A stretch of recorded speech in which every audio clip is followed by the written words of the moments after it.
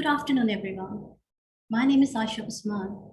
I work at Mental Health Foundation Australia and is your host for today's webinar.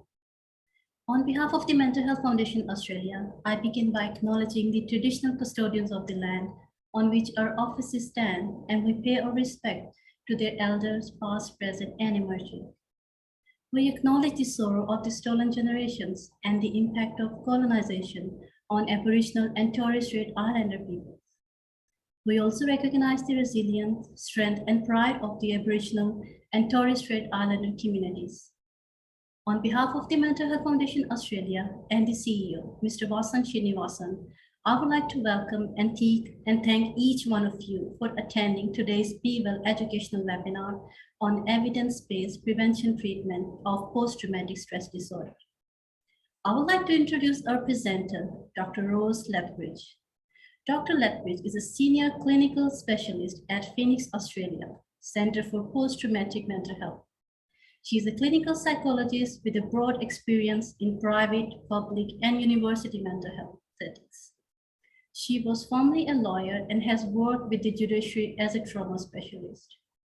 Ros has extensive clinical experience in the evidence-based treatment of post-traumatic stress disorder. As a senior psychologist for 8 years at Austin Health, she treated veterans and emergency service workers who experienced psychological trauma. Ros was also involved in establishing the BlueHub Police Psychology Treatment Service, and she supervises and oversees the treating clinician for that service. She was the project manager for the Australian guidelines for the prevention and treatment of PTSD, ASD, and complex PTSD. Ros is particularly interested in the intersection of health, law, and ethics. She has been involved in the regulation of the profession of psychology since 2014, and until 2021 was the chair of the Australian Capital Territory, Tasmanian, and Victorian Regional Board of Psychology Board of Australia. Please join me welcoming Dr. Ros Lethbridge. Thanks, Aisha. I'm just going to start sharing my screen now.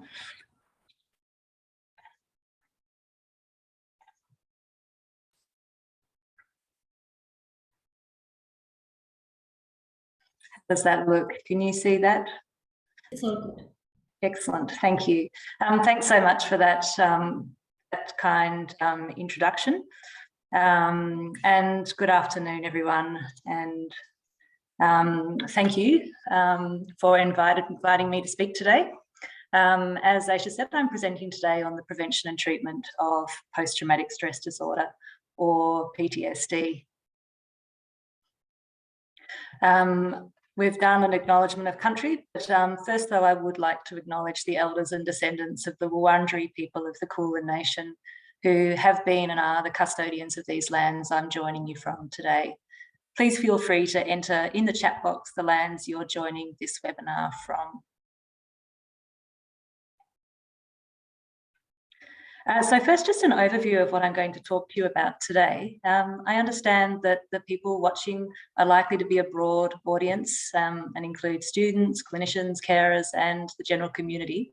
I'm hoping to have tailored this presentation so there's something in it for everyone. I'm going to start by showing you a brief video about trauma, and then I'll talk more about trauma and PTSD. I'm mainly going to focus on the PTSD treatment guidelines, as I've been closely involved in their development over the last 3 years. I'll then talk about the current treatment recommendations, both for adults and for kids, and the main changes to those since we did the last major update to the guidelines in 2013. I'll also point you in the direction of resources for clinicians, for people with lived experience of trauma, and also for caregivers, including parents. And at the end, I'll invite your input. We've been doing a consultation around these guidelines, and it would be really helpful to hear from the attendees here today in terms of what kind of resources and what sort of changes you'd like made to the guidelines. So first of all, though, I'm going to show you this brief video. Let me see if I can get this running for you.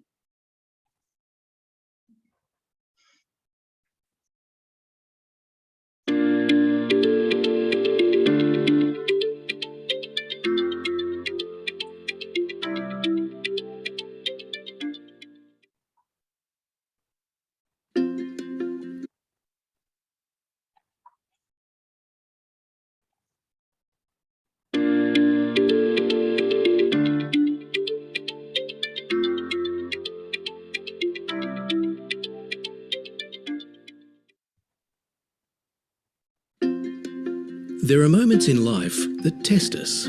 They challenge our understanding of the world and our sense of safety. Natural disasters, accidents, violence. These events can come from nowhere, or they may have always been part of our life. Trauma comes in many forms. It affects thousands of Australians every day, people from all walks of life. The ripple effects of trauma impact everyone.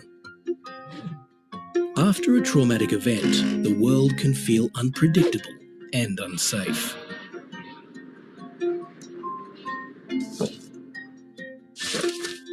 For most people, this feeling passes with time, and with support from loved ones, life goes back to normal. But sometimes it's harder to get back on your feet.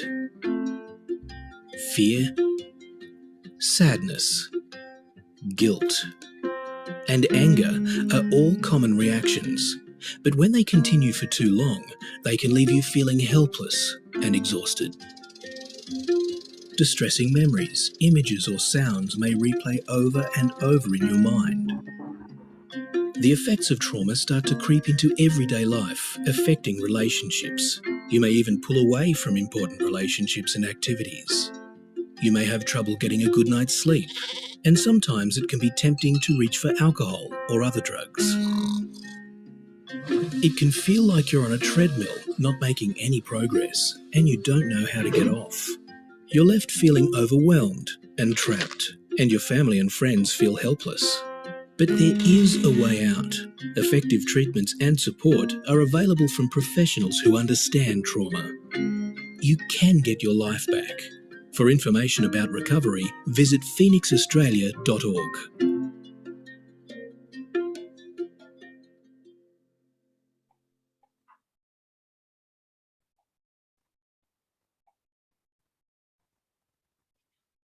So I hope that was helpful to shed some light on understanding a little bit more about trauma, though I imagine that this audience here knows a significant amount about trauma as it is. I'm going to talk a little bit more now about how we conceptualize trauma and also about traumatic events. So trauma, we know that we use fairly loosely in everyday language. The word trauma literally means to wound, and in the mental health context, it refers to injury or damage to a person's emotional or psychological health and well-being. In the mental health context, traumatic events have a specific meaning. There's two parts to that meaning. There's the idea of the characteristics of the event itself, and then our reactions to it. So not everyone will be affected by the same event in the same way. So there are many different events that can be experienced as traumatic. That might be single isolated events, such as a motor vehicle accident or involvement in a violent crime. Alternatively, traumatic events can be chronic, repeated, and prolonged, such as childhood abuse, family violence, armed conflict, or institutional abuse. A traumatic event might involve a threat to a person's personal sense of integrity. For example, experiences a threat to their sense of self or a feeling of violation. And traumatic events can be experienced directly or indirectly or vicariously. You've probably heard of vicarious trauma or secondary trauma. Among the most common traumatic events for Australians are the sudden death of a loved one, seeing someone badly injured or killed, or unexpectedly seeing a dead body, experiencing family violence or sexual assault, or involvement in a life-threatening car accident or childhood sexual abuse. It's normal to have strong emotional or physical reactions during or immediately following a traumatic event. There's lots of different ways that people can react. Some people might shut down and feel numb. Others might experience distress. There are some fairly common responses to trauma, and you could see that in the video. That's a sense of shame, a sense of guilt, or perhaps some outbursts of anger. So how common is trauma and how common is PTSD? We know that experiencing traumatic events is common. Up to 70 or even 75% of Australians have experienced at least one traumatic event in their lives. Most people report 2 or more traumatic events. And of those people, between 15 and 25% will go on to develop PTSD or post-traumatic stress disorder. Now, while most people exposed to potentially traumatic events experience significant distress in the immediate and the short-term aftermath, most people recover without professional help. Most people don't go on to develop trauma-related mental health conditions such as PTSD, depression, anxiety, or substance use.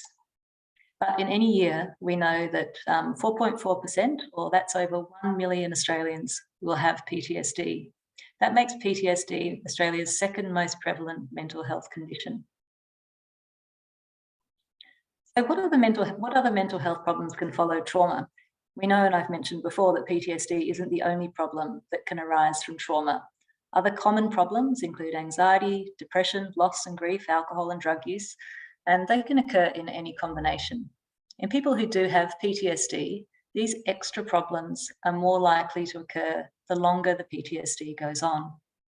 Many people start using alcohol or drugs as a way of coping with the symptoms of PTSD. Sometimes traumatic events involve a great deal of loss. You might have lost someone you knew or cared about. You might have also lost a sense of safety or a sense of normality or just a sense of trust in the things that you thought you could trust previously. Some people who develop PTSD after a traumatic event have other mental health problems in the past. For those people, a traumatic experience might lead to the reappearance or even worsening of previous problems. So moving on to discuss the treatments for PTSD and also the clinical practice guidelines. Now, I realise that some people here might not be aware of what clinical practice guidelines are, so I thought I'd just give a very quick outline of what they actually are. So basically, guidelines are designed to guide appropriate treatments in the context of each person's unique circumstances and their overall mental health care needs. Of course, it doesn't need to be mental health care needs. We have guidelines in all sorts of health contexts. First, though, a couple of observations about clinical practice guidelines. So they're based on a systematic review of the available evidence. So that's the available evidence. So it's pretty important they're not necessarily covering everything because there might not be evidence on some treatments. And if we don't have evidence on treatments, they don't make their way into the guidelines. Secondly, guidelines don't substitute for the knowledge and skill of competent individual practitioners. And it's also important that practitioners are able to interpret and implement treatment recommendations in the context of good clinical practice. So coming to the Australian guidelines for the prevention and treatment of acute stress disorder, post-traumatic stress disorder and complex PTSD, it's a bit of a mouthful.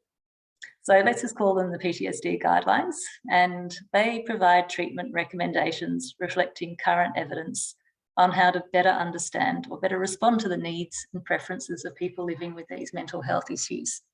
They're intended to guide the care of all Australians who've been impacted by trauma. They cover children, adolescents, adults, and even older adults. And guidelines cover recommendations for acute stress disorder as well as for PTSD. Just a little bit of, well, an update about, well, not an update, what is acute stress disorder? We don't talk about that so much. Most of the symptoms of acute stress disorder and PTSD are the same. It's just called acute stress disorder in the first month, and it's called PTSD after that. So from now on in, I'll just refer to PTSD. You'll see that the guidelines also cover complex PTSD, but however, as the systematic review of the evidence didn't find any current evidence base for the treatment of complex PTSD, we don't have any treatment recommendations in the guidelines, and I won't be speaking about the treatment for complex PTSD today. The guidelines cover recommendations for prevention through to early intervention and also, of course, treatment of PTSD. Are intended to be used by practitioners, by their clients, by their patients, by people with lived experience of trauma, by service planners, by service funders, and by insurers. They've been approved by the peak health research body, the National Health and Medical Research Council, or you've probably heard of the NHMRC, and they've been endorsed by the peak professional organisations. So the APS, or the Australian Psychologist Society, the peak body for psychiatry, and also the peak body for general practice or GPs. So a quick timeline of what the PTSD guidelines have looked like. You can see here their history.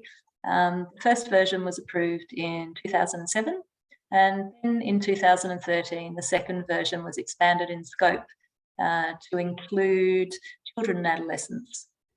And in 2019 to 20, which is when I became involved, the guidelines were substantially revised again and included the new diagnosis of complex PTSD. So the most recent updates were approved at the end of last year, so that's December 2021, as part of the continual review process. In improving those recommendations, the NHMRC considers that they meet the NHMRC standard for clinical practice guidelines, which is a fairly high bar, and each approval is valid for a period of 5 years. So guidelines 2020, the most recent guidelines, in the last 2 years, the format of the guidelines changed. First of all, we moved to a living guidelines model. So that means that these guidelines are now under continual review and updating of the recommendations in response to new evidence. That ensures that guideline recommendations are always current, they're always valid, and that they're a source of timely and trustworthy advice to clinicians and other people who are using the guidelines. Second change for these 2021 guidelines was that we started using the Magic App platform. So we've retained the supporting chapters on the Phoenix Australia website, as we're aware that we get a lot of downloads of those chapters indicating that they're widely used. However, all the technical information about the evidence which underlines the recommendations made in the guidelines is located on the Magic App platform. So what do the treatment recommendations look like in the guidelines? Basically, there are recommendations made either for or against a treatment option. I'm just going to see if I can get my little laser pointer happening here. So you can see here that we can have a strong recommendation either for a treatment recommendation or a strong recommendation against a particular treatment. A strong recommendation means that all clinicians should provide the intervention, if it's for an intervention, to all or almost all people in all or almost all circumstances. A conditional recommendation, we can have again a conditional recommendation for a treatment or a conditional recommendation against a treatment. Clinicians should provide the intervention to most people, but not everyone. It will depend a little bit on the circumstances of the case and also whether a strongly recommended treatment is available. We also have research recommendations, and research recommendations are made for those treatment interventions that are considered promising on the basis of preliminary evidence. They warrant further research. They're not strong enough yet to be a treatment recommendation. Okay. So, oh no, I can't change because of the printer, I think. So what are the key treatment recommendations?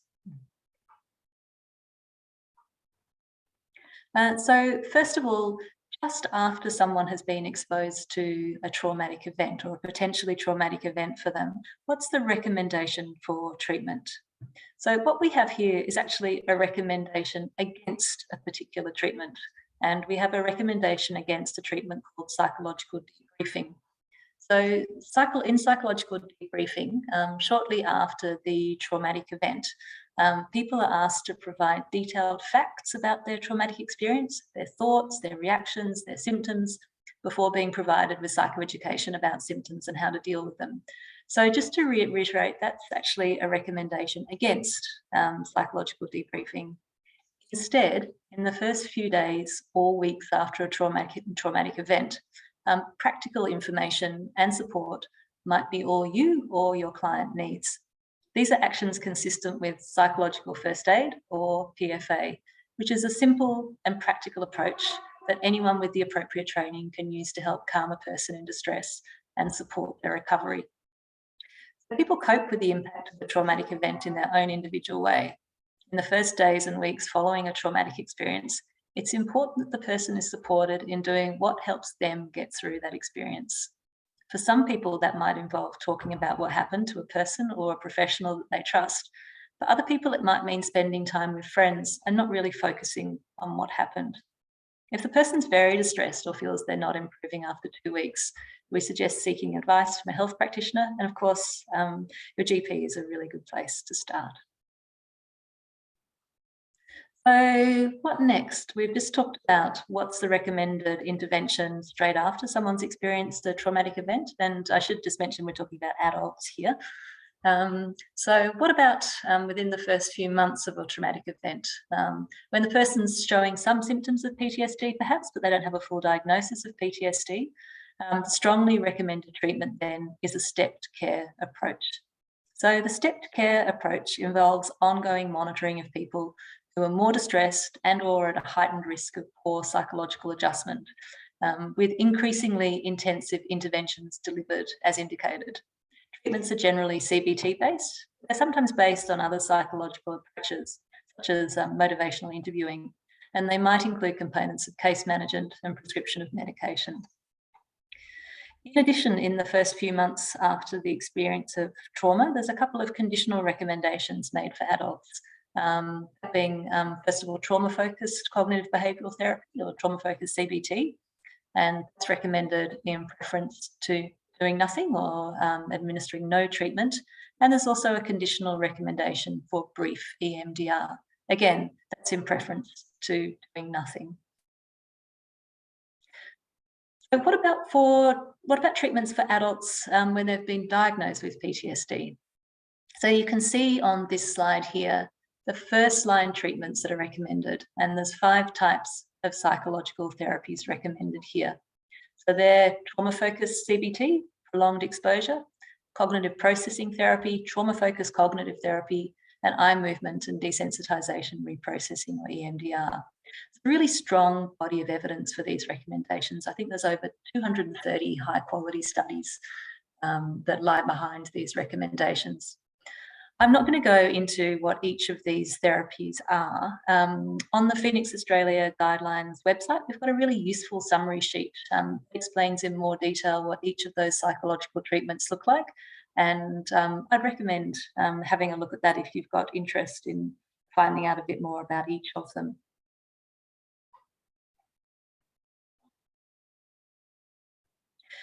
Rather than going into detail about each of them, I thought that it might be helpful to highlight the core elements of each of those recommended psychological therapies or psychological treatments. So first of all, they help the person confront their memories in a gradual, safe, and supportive manner. They also assist the person to gradually confront places and activities they might be avoiding, and avoiding is a really big issue in PTSD. People feel quite fearful of many varied situations or events or memories, and understandably go out of their way to avoid them. But this means that they can't engage with their lives. So addressing that avoidance is really important for reclaiming your life after PTSD. And the third core element of those therapies is that they assist the person to address the thoughts and interpretations that might be blocking their recovery. Thoughts and interpretations about what happened during the trauma, what it means about themselves, what it means about other people. There's often a distrust of other people, and what it means about the world.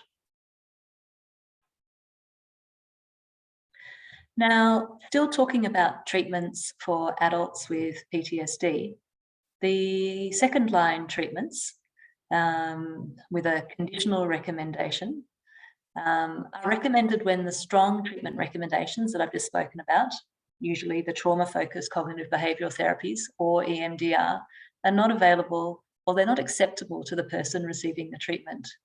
Again, some of these treatments might be quite familiar to you. They're explained more in the chapter on our website that summarises interventions, and they're also in the Magic App platform.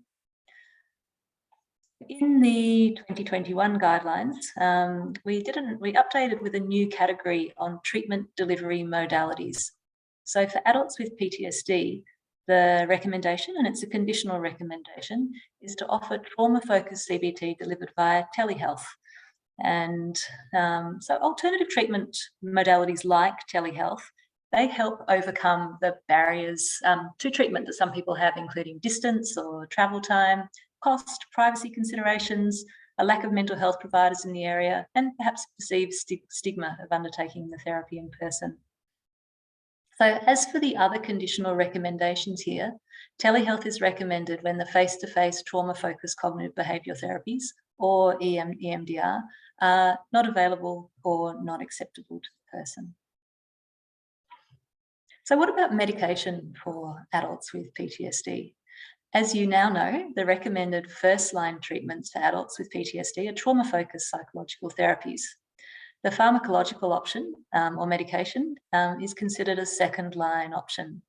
So the types of medication offered to treat PTSD are usually antidepressants.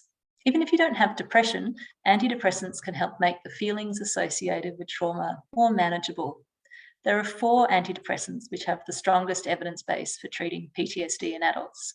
These are the 3 selective serotonin reuptake inhibitors, that's otherwise known as SSRIs, that's paroxetine, fluoxetine, and sertraline, and also one SNRI, or a serotonin noradrenaline reuptake inhibitor, which is venlafaxine.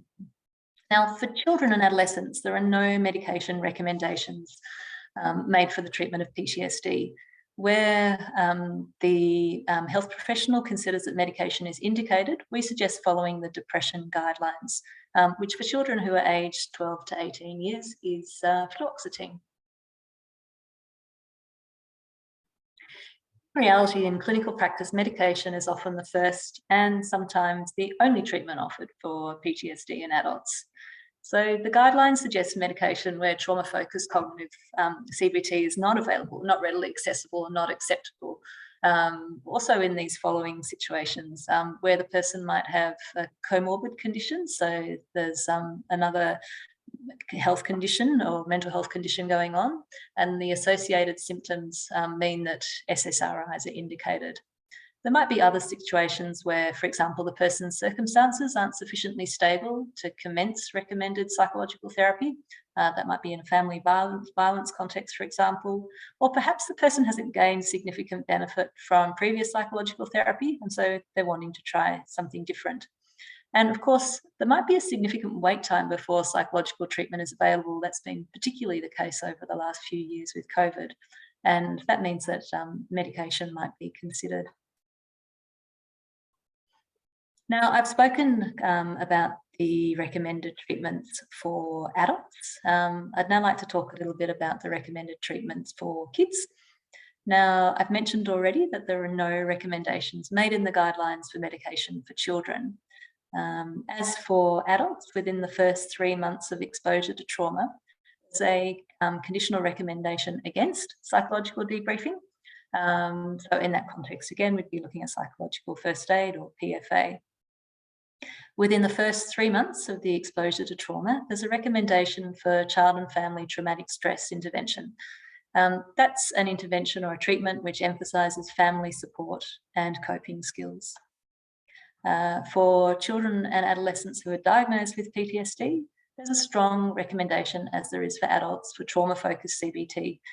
That's either delivered to the child or perhaps delivered to the child with the caregiver present, if that's appropriate.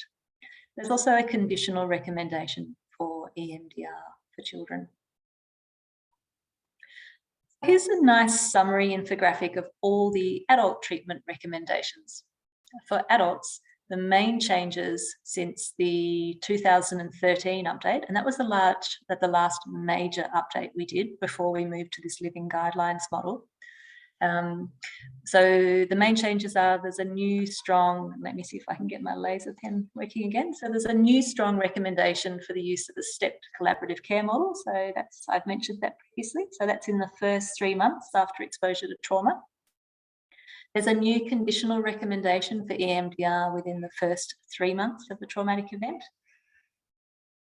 So that's what we've got there, conditional recommendation. And the broad category of trauma-focused CBT has been divided into variants. So they were the strong psychological treatment recommendations I went through previously. So that's cognitive processing therapy, cognitive therapy, prolonged exposure, as well as EMDR. We've got new conditional recommendations for specific populations, for example, narrative exposure therapy. Initially, it's been broadened since, but it was introduced as a treatment for refugee populations. And we've also got new conditional recommendations for when trauma-focused CBT or EMDR are not available or not acceptable to the person receiving treatment. So these are group trauma-focused CBT, present-centered therapy, guided internet-based trauma-focused CBT, and stress inoculation training. And finally, there are some new categories that I've mentioned already. So there was the treatment modality category, which so we've got trauma-focused CBT delivered by telehealth. And we also introduced a comorbid category. So when a person has, say, an alcohol use or substance use, which is comorbid, which just means occurs at the same time as their PTSD, we've got some conditional recommendations for trauma-focused CBT, and if trauma-focused CBT isn't available, there's also evidence for non-trauma-focused CBT. And doesn't like me moving slides when I use that pointer. Here we can see the equivalent infographic of summary of recommended treatments for children and adolescents. And the main changes to the treatment recommendations since 2013 are an increase to a strong recommendation for trauma-focused CBT for children with PTSD. And we've got that new strong recommendation that I mentioned before for trauma-focused CBT with a caregiver and the child if that's appropriate. Also the new conditional recommendation in the first 3 months after exposure to the trauma for the child and family traumatic stress intervention, and a new conditional recommendation for EMDR. That's recommended when the strong recommendation, which is trauma-focused CBT, is unavailable or unacceptable to the person who's going to have the treatment. So coming towards the end of my presentation now, I've got a few key sort of takeaway points here. First of all, I really wanted to emphasise that trauma is common and that most people recover from it, either without assistance or with some support and treatment. First, after trauma, most important thing is to get practical support, supply people with information and just, provide support. The evidence-informed sort of model of psychological first aid there is quite relevant. In terms of treatment for trauma, a lot of trauma treatment involves confronting memories and beliefs, and medication may help in some circumstances. It's never too late to start treatment for PTSD, irrespective of how long ago the exposure to the trauma was. And for people who are looking for treatment, just as a clinical psychologist, I always say it's your treatment. It's okay to ask questions. It's okay to go and do your research. But of course, your GP is a good place to start. You can find lots of useful information and resources on the Phoenix Australia PTSD Guidelines website. I've provided the website details there, and I might put them in the chat box as well in a minute. I've just given you a screenshot here of these are all the titles of downloadable supporting chapters which support which support the use of the treatment guidelines. There's a couple of really useful chapters. Well, I think actually all the chapters are really useful depending on your interest areas. But I think a lot of people look at chapter 4, which is a summary of all the different interventions, and chapter 6, which contains all of the treatment recommendations. We've also got some really useful summary documents on our website, and I'd really recommend going there. They're for clinicians, they're for people with lived experience of trauma, for carers, for caregivers, for parents. And we're really open to providing other groups with resources if you let us know what your needs are. This again is the website, the Phoenix Australia website, and also the Magic App online prep platform. And I mentioned at the beginning that this year we're working to increase people's awareness of the guidelines.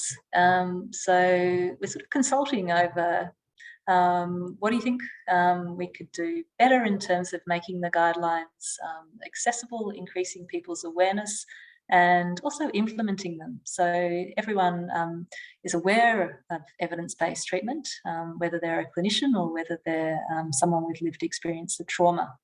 So this is your chance to contribute. We're particularly interested in suggestions to improve access to the guidelines, or, as I mentioned before, develop any more supporting resources.